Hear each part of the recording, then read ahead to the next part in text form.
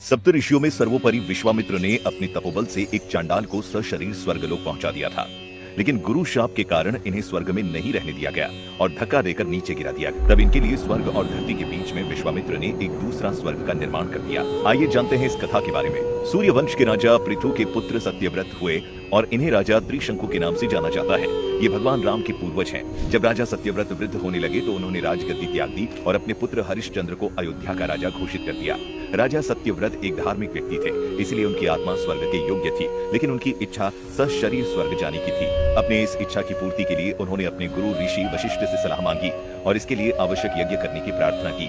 ऋषि वशिष्ठ ने ये समझाते हुए यज्ञ करने से मना कर दिया कि सशरीर स्वर्ग में प्रवेश करना प्रकृति के नियम के विरुद्ध है। उन्होंने ये भी कहा कि मुझ में इतना सामर्थ्य नहीं है कि मैं किसी व्यक्ति को सशरीर स्वर्ग भेज सकूं। सत्यव्रत अपनी जिद पर अड़े रहे और इच्छा की पूर्ति के लिए ऋषि वशिष्ठ के ज्येष्ठ पुत्र शक्ति को आवश्यक यज्ञ करने के लिए धन एवं प्रसिद्धि का लालच दिया।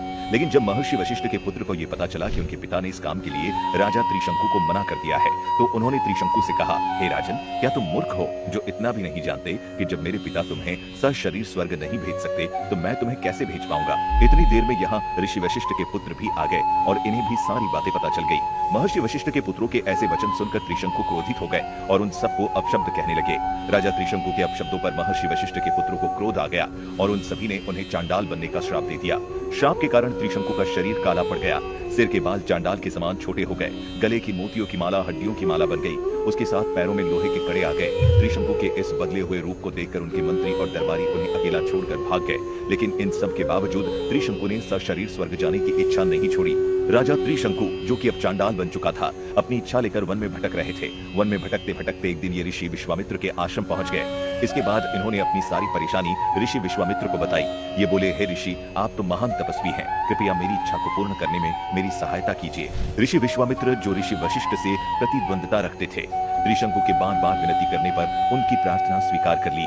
महर्षि विश्वामित्र बोले, हे राजन, क्योंकि तुम मेरी शरण में आए हो, इसीलिए मैं तुम्हारी इच्छा अवश्य पूर्ण करूंगा। इसके बाद विश्वामित्र यज्ञ की तैयारी करने लगे। सबसे पहले उन्होंने अपने पुत्रों को बुलाकर यज्ञ के लिए सामग्री एकत्रित करने को कहा। इसके बाद उन्होंने अपने शिष्यों के माध्यम से वन में रहने वाले सभी ऋषियों को यज्ञ में भाग लेने के लिए निमंत्रण भेजा।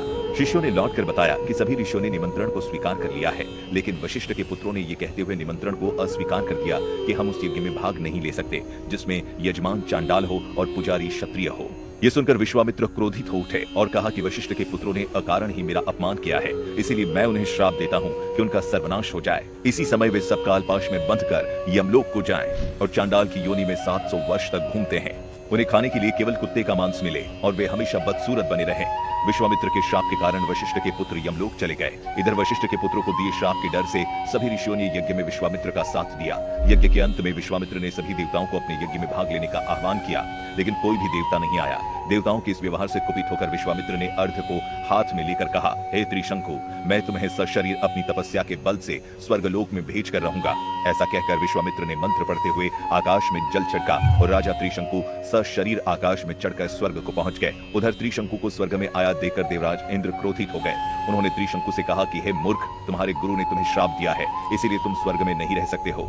इंद्र के इतना कहते ही त्रिशंकु सिर के बल पृथ्वी पर गिरने लगे और विश्वामित्र से अपनी रक्षा की प्रार्थना करने लगे। विश्वामित्र ने त्रिशंकु को रोकने का आदेश दिया। विश्वामित्र ने अपनी तपस्या के बल से उसी स्थान पर स्वर्ग की रचना की और दक्षिण में नए तारे और सप्तर्षि मंडल बनाए। इसके बाद उन्होंने एक नए इंद्र की रचना करने का विचार किया, जिससे इंद्र समेत सभी देवता डर गए। कई देवता विश्वामित्र के पास गए और बोले कि हमने त्रिशंकु को केवल इसलिए वापस भेज दिया क्योंकि वो गुरु के श्राप के कारण स्वर्ग में नहीं रह सकता था। इंद्र की बात सुनकर विश्वामित्र जी ने कहा कि मैंने उन्हें स्वर्ग भेजने का वचन दिया है, इसीलिए मेरे द्वारा बनाया गया ये स्वर्ग सदैव बना रहेगा और त्रिशंकु अमर होकर इस नक्षत्र पर सदा राज्य करेंगे। इससे संतुष्ट होकर इंद्रादि देवता अपने अपने लोक को चले गए। भारतीय ऋषि परंपरा में ऋषि, महर्षि, देवर्षि, ब्रह्मर्षि तो अनेक है, लेकिन विश्वामित्र केवल और केवल एक ही है।